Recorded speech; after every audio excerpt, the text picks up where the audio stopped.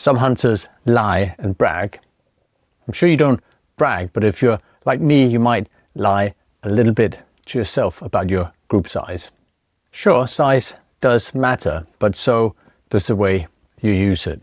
And this is where you can get in trouble, because hunting accuracy issues can mean the difference between a successful hunt and a wounded animal. Not missed, wounded. But we'll fix that in this video. Here's what we'll cover. We'll talk about must-know precision and accuracy definitions. We'll talk about the big pitfalls when it comes to precision and accuracy. I share some frameworks to help you spot accuracy issues. I'll give you a better metric to help you deal with hunting accuracy issues in the field. Plus, I'll demo an app you can use to do all the work for you. And finally, I'll share a number of frameworks that you can use immediately to improve your hunting accuracy, so you can harvest wild meat and put trophies on your wall. Let's look at some of the essential definitions you need to understand. What is precision? Well, precision is the size of your group, the distance between the two furthest shots. So what's accuracy? Well, accuracy is the distance between your point of aim, where you intend to hit, and your point of impact, where your group, your shots end up. The average center of my group. So why is the obsession with precision so dangerous when it comes to hunting? Well, it is dangerous because, as we just defined, precision has nothing to do with hitting where you aim. I'm not saying precision isn't important. If your precision is horrible, of course you need to fix it. But what I have a problem with is when you start chasing precision through gear rather than skills. Hand on heart, I have been guilty of chasing precision through gear. And I love it. But if you do the same, just don't fool yourself in thinking that it is the end all and be all. Because in my experience, modern hunting rifles with decent ammunition will give you all the precision you need as a hunter, unless you go to the extremes. But extremes is not what this video is about. It's about regular hunting distances, quick application of your fundamental skills. So if we agree that accuracy is the biggest of your concerns when it comes to translating range skills to field skills, then let's look at the potential root causes of poor accuracy. And by the way, if you don't agree that accuracy is the biggest killer, then post in the comments. So poor accuracy can traditionally be caused by incorrect zero, wind drift, incorrect bullet drop, and then finally positional inconsistencies. So I'm going to assume you've zeroed your rifle, and I'm going to assume that you know how to set your sights for a given distance, and not assume that you're going to adjust for wind, but understand the impact of wind. So to me, the real hidden killer, what I see in the range, what I see when I teach people how to shoot a hunting rifle, is positional inconsistencies. And frankly, it's the area that I need to work on the most myself. When you fire your rifle, you obviously know it's going to recoil back and you're going to push it forward.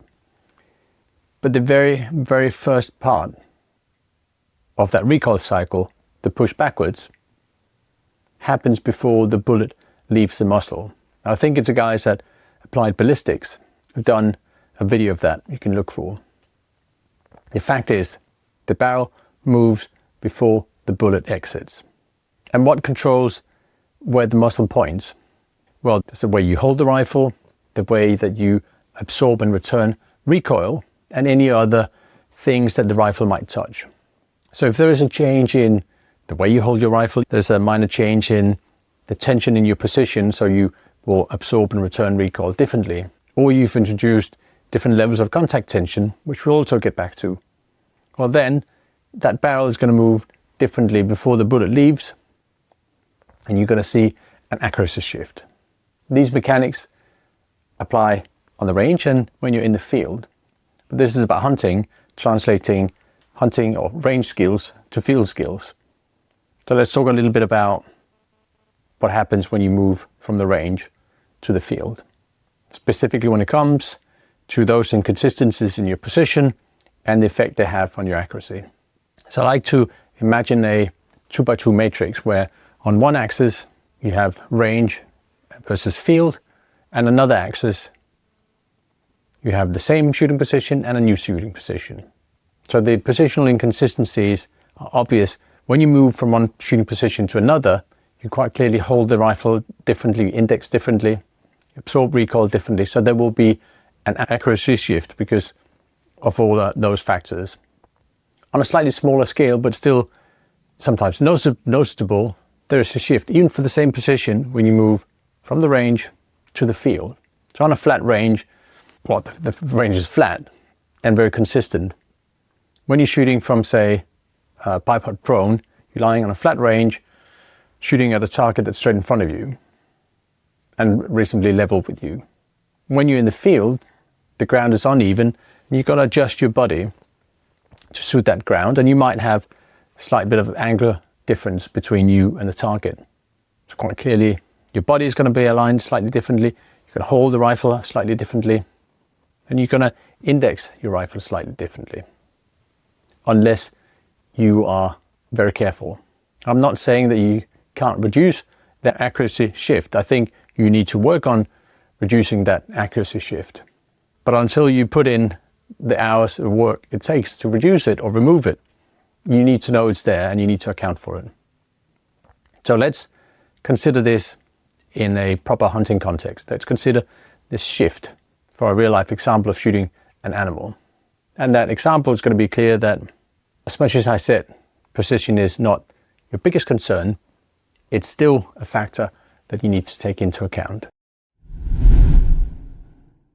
Here's an 8-inch vital zone. So let's look at what happens when you move from one position to another, when you move from the field to the range, using a thought up example. The starting point is that you are shooting prone at the range. Your precision is 1.5 MOA, which equates to about 1.5 inch at 100 yards.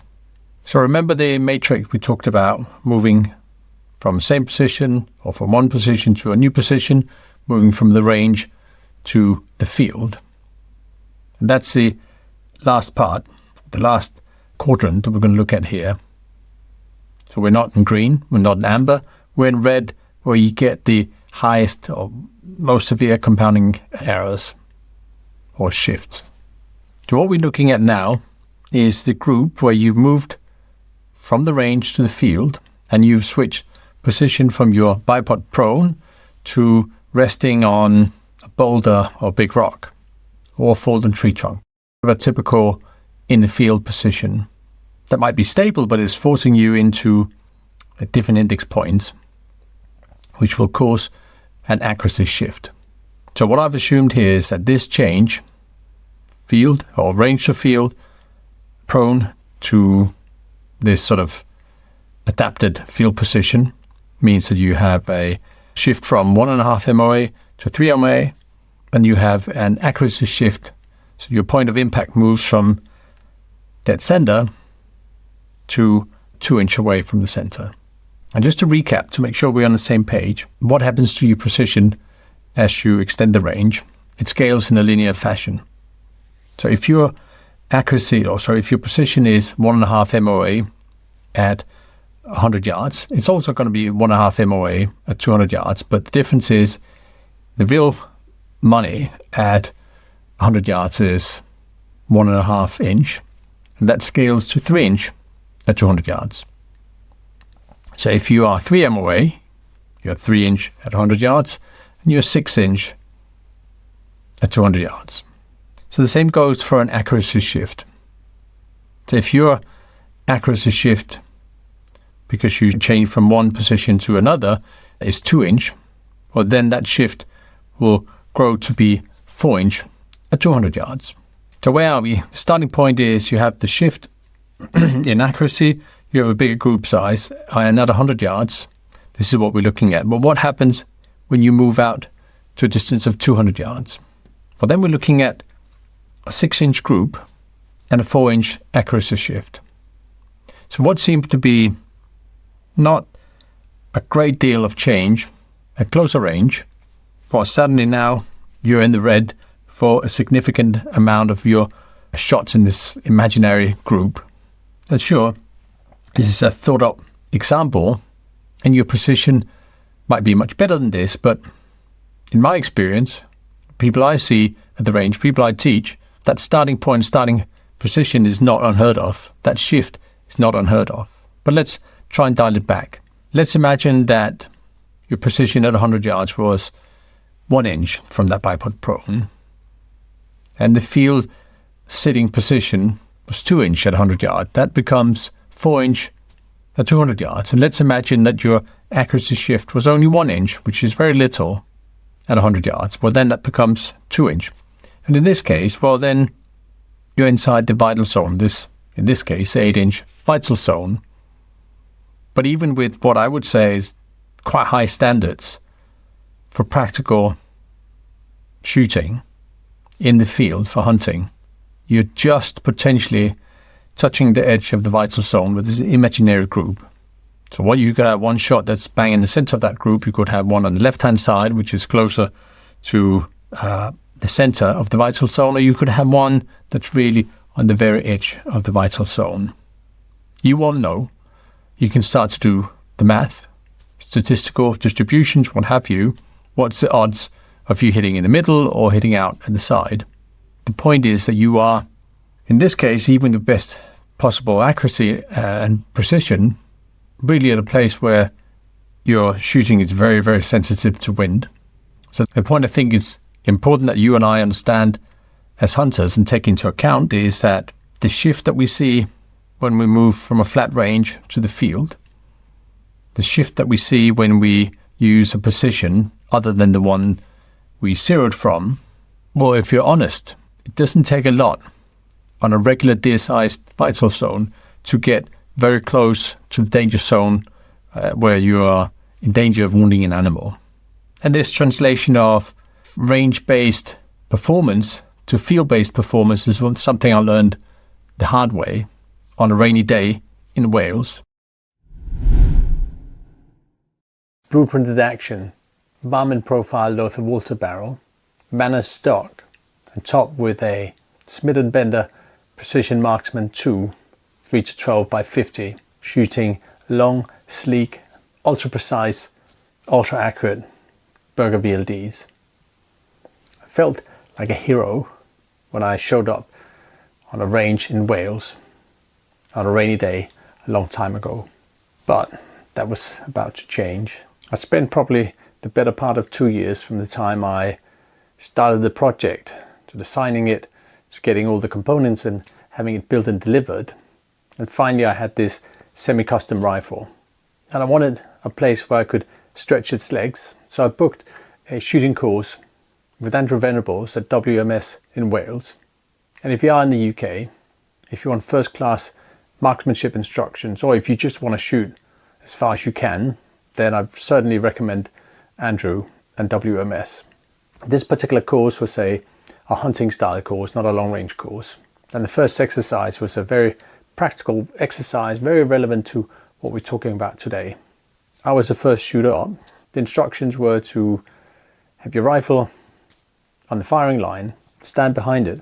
You would then get assigned a target, and at the command, you drop down behind the rifle and engage the target. Targets were within maximum point blank range, so it should be fairly straightforward. I got ready. Andrew started giving the commands. At my command, engage the target at 200 yards. Go! I dropped down behind the rifle, got in position, acquired the target, pulled the trigger, and bang! Miss. What happened? I couldn't believe that I just missed an easy target.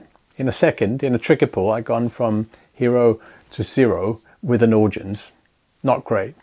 Fortunately, with Andrew's coaching, getting my head around the exercise, learning to stretch time a bit, I was soon hitting steel.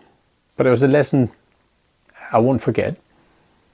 And it's a lesson I hope you won't learn in the field. And it's relevant to what we're talking about today. Although I was shooting same shooting position as I'd zeroed the rifle.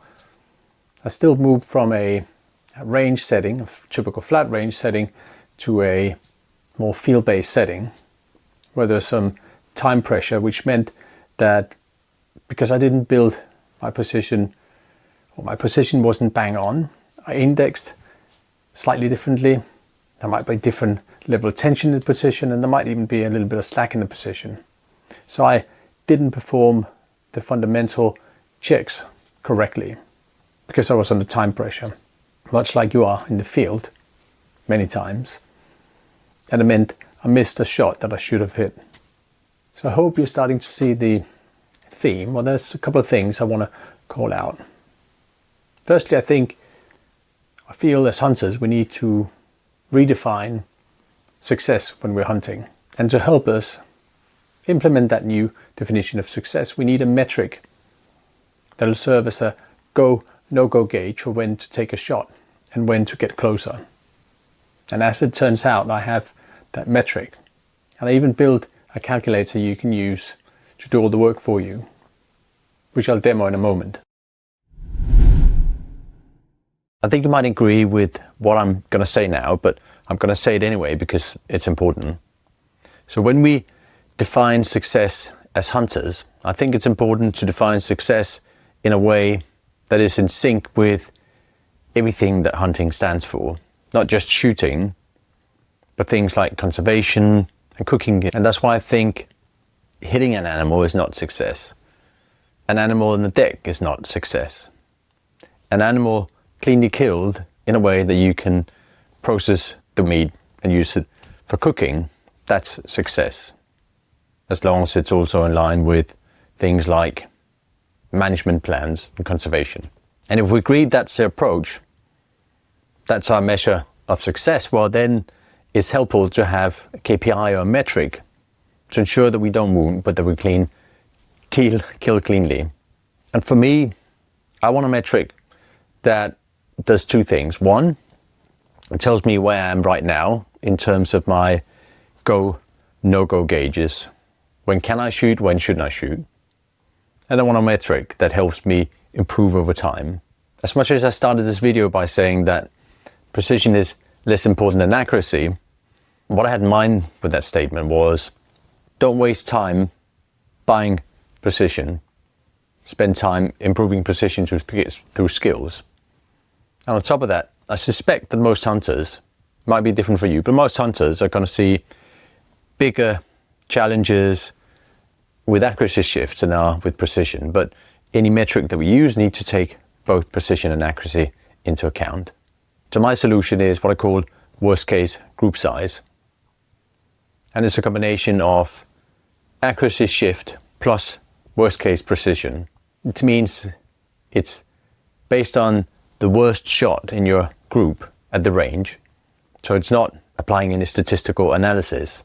Statistical analysis is great for simulations, but in this case, we're really looking at giving you a clear boundary for when to pull the trigger or not. So the way I define this worst case group concept is that you'll shoot a group at a range, plot all the shots, and the shot the furthest from your point of aim, that distance defines the radius of a circle that makes up your entire group. For sure, it's going to be skewed to one side, but instead of taking that into account, my suggestion is you work on improving your accuracy. I'm sure we could come up with lots of variants for this approach, but as the name suggests, it's the worst case group size, which gives you a very clear go and no-go gauge. And remember, this concept, worst case group size, applies to a specific rifle shooting a specific load using a particular rest. If you think this sounds like a lot of work, I'm with you, and that's why I built an app to help me do all the hard work for me. So let's look at how the worst case group calculator works in my E3 Hunter app. So here's the E3 Hunter app, and let's try and run the shot pattern analysis for a target I've shot a while ago. First of all, we're going to upload the target image. What I've done is I've cropped it to be square to make the most of the square work area here. And what I'll do is then I will scale the image, zoom in as much as possible, because that's going to make all the next operations much easier. In this case, the image is level, but I could rotate the image if I wanted to level it further than what I already managed when taking the picture. So now I will confirm the target and proceed to setup. This is a metric target. I'm going to run this example in imperial. So I'm choosing the units imperial, and the shooting distance in this case was 100 meters, which equates to about 109 yards. So that's what I'm going to plot here. And now it is asking me, or it asks me to mark 4 inches on the target. In this case, it's a metric target, but I'm going to mark 10 centimeters, which is ballpark 4 inches.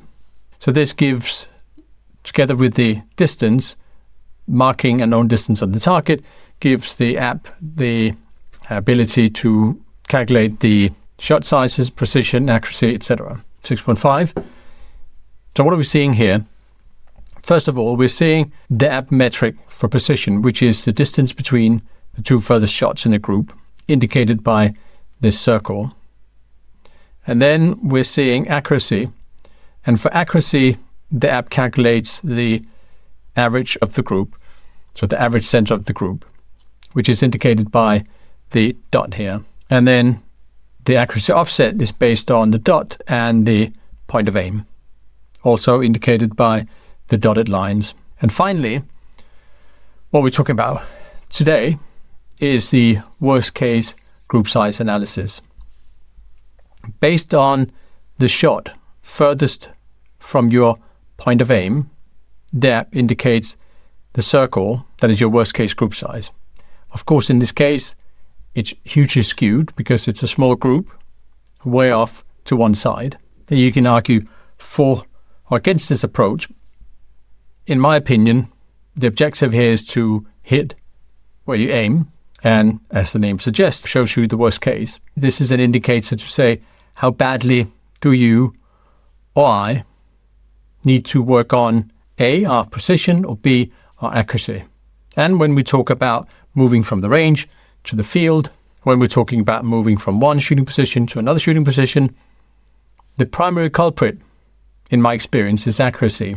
Precision is important as well. Then you should work on your precision. You shouldn't think you can buy yourself to precision. You should get to precision through skills and decent equipment. But whatever your situation, the output for precision, accuracy, and worst case group size is going to give you an idea about what to work on. Let's consider the root causes for this group that's moved so far out that I have almost a 5 MOA worst case group size. I use a 9-step process to help me make sure I cover all the bases for the perfect shot. Not just precise, not just accurate, but also fast. And 3 of those steps, I believe, are the common culprits when it comes to poor precision and poor accuracy. They're not all the answers, but they're common issues. So the first point, the first step I want to talk about from this process is how you build your precision. And build your precision means how you hold the rifle, how you point the rifle, how you engage with the rifle. That'll influence both precision and accuracy. But when we talk about these field-based precisions, or the move from the field, move from the range to the field, and moving from one position to another position, how you build your precision is critical and will influence your accuracy most of all, in my experience. I break building the precision into 4 steps: aim, support, build, and index. And there's a whole little sub-model or sub-process for the build step. But one thing I want you to take away from this video is the last part of this ASBI model, index. And an index point is a specific point where you place your hand, or where you put the buttstock of the rifle, where you place your chin, where you place your finger on the trigger. So these index points are the way you interface with the rifle. And because the ground is uneven, the ground is different from a flat range when you move to the field, you're forced to index slightly differently if you're not careful. And for sure, when I shoot my rifle from a field-based shooting position, say I've zeroed the rifle prone, but then I shoot it off sticks in the field, That's a whole different way of indexing with my rifle. Some of the changes to index points you can't avoid, but you should still be mindful of being as consistent as possible. And if you're not consistent, then understand what the impact is. So when you think about accuracy shifts, think about your index points. The next step I want to talk about is tension, or remove or balance tension. That's a key culprit when it comes to accuracy shifts in my experience. And what I mean by tension is the tension in your body caused by holding the rifle or supporting the rifle. And of course, you can't avoid tension completely, so the trick is to balance that tension. So if you imagine lying prone, you might feel your rifle is rested on your bipod and perhaps on a rear bag, but the height of your shoulders, the position of your elbow, the way, the force you apply, if you do it to your stock with your cheek, which you shouldn't apply any force, but all of those ways that you interact with your rifle creates different types of tension, which will mean a different recoil uptake. Remember, the rifle moves before the bullet exits the barrel. So if you change the tension or the way that you absorb recoil, you're gonna, at a very small level, but you're gonna point the rifle slightly differently. And in my experience, some of the things I've struggled with when it came to accuracy shift has been that tension, the inconsistent tension between shooting positions. So now the last part, or the last step for my 9-step model, I want you to think about, or suggest you think about when you're trying to improve your accuracy and precision, is what I refer to as slack. And by slack, I mean how much you pull your rifle into the shoulder, how much you load your bipod. Removing or reducing slack means that you're going to direct the recoil consistently. You're going to control the rifle better. On a micro level, the rifle is going to be bouncing around less. And bouncing around less means improved precision. And again, in my experience, I have a tendency to introduce slack the more stability I get from my shooting support. So if I'm standing shooting freehand, well, I am usually holding the rifle tightly. I am reducing slack quite naturally because I am the only one carrying the rifle, or the only thing carrying the rifle. Conversely, if I'm shooting off a bipod with a rear bag, well, then for me there's a tendency to think that the rifle rests enough on the front, on the bipod, and on the rear bag. And I can have a tendency not to tighten my position and reduce slack, which means the rifle is going to be not bouncing around literally, but on a micro level, bouncing a little bit. And for sure, that's both for recoil management, but it also creates inconsistencies that ruin my precision. So to improve your precision, improve your accuracy, to improve or reduce your worst case group size, there's a lot of things you can think about, but I recommend that you start thinking about these 3 things. How you build your position, specifically how you index with your rifle, how you remove or balance tension, and there's a couple of tricks that you can use for that, which I'll cover another time. And finally, how you reduce slack from your shooting position. And as I said, check out the free PDF, no email required. You just click to download, check it to see the entire framework, 9 steps for how you shoot fast and straight. So there is one thing I recommend that you do to shoot a target that you can use in the worst case group size analysis. Well, and actually I recommend it even if you don't try that. And I'll get to that in a sec. Let's just first dial back and remember the day in Wales where I had to eat a big piece of humble pie. Obviously I had the wrong priorities for hunting, and I learned it the hard way. At least I learned it at a range, and I hope that you learned that lesson now, so you don't have to experience it at the range in front of your buddies, and certainly not in a field. Now I hope you'll consider or remember the difference between equipment performance and field performance, where equipment performance is the inherent precision of your shooting system. And as I mentioned, in my view, in my experience, a modern hunting rifle with half decent ammunition ticks all the precision boxes you need your equipment to tick.